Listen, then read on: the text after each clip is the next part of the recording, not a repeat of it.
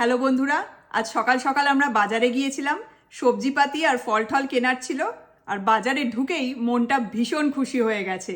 Finally বাজারে চলে এসেছে আমাদের ভীষণ প্রিয় হলুদ তরমুজ।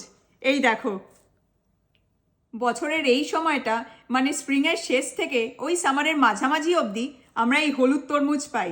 এই তরমুজের ফলন কিন্তু এমনিতেই খুব কম হয়, আর এবার মনে হয় আরও কম, কারণ বাজারে গিয়ে দেখলাম যে এই তরমুজগুলো দেখো অর্ধেক অর্ধেক করে বিক্রি করছে, গোটা কিন্তু তরমুজ না। আবার আরেকটা সেকশনে দেখলাম হলুদ তরমুজের ছোট ছোট স্লাইস বিক্রি করছে। যখন এই হলুদ তরমুজের ফলন অনেক কম হয় তখনই এরকম অর্ধেক তরমুজ বা ওই স্লাইস করে করে বিক্রি করে। আমরা ইউএসএতে প্রায় 16 বছর হয়ে গেল আছি, কিন্তু লাস্ট 3 বছর ধরেই আমরা এই হলুদ তরমুজ বাজারে দেখতে পাচ্ছি। আর প্রত্যেকবার এই হলুদ তরমুজ দেখলেই আমরা বাজার থেকে নিয়ে চলে আসি।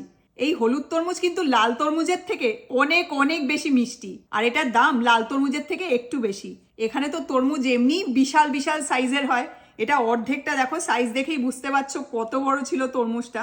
তার অর্ধেকটার দামই হলো $3.99, মানে $4 মানে ইন্ডিয়ান কারেন্সিতে ওই 340 টাকা মতো হবে। আর এটা দেখো সিডলেস হলুদ তরমুজ।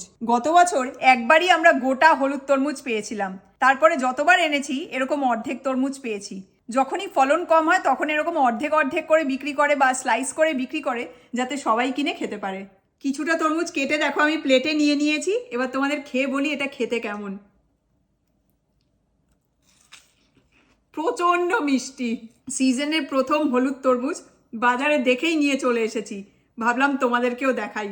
এখন বেশ কয়েকদিন আমরা এই হলুদ তরমুজ খাবো, কারণ অগস্ট মাসের পরে আর এই তরমুজ পাওয়া যাবে না। তো যাই হোক, আমরা তাহলে এখন এই হলুদ তরমুজ খাই।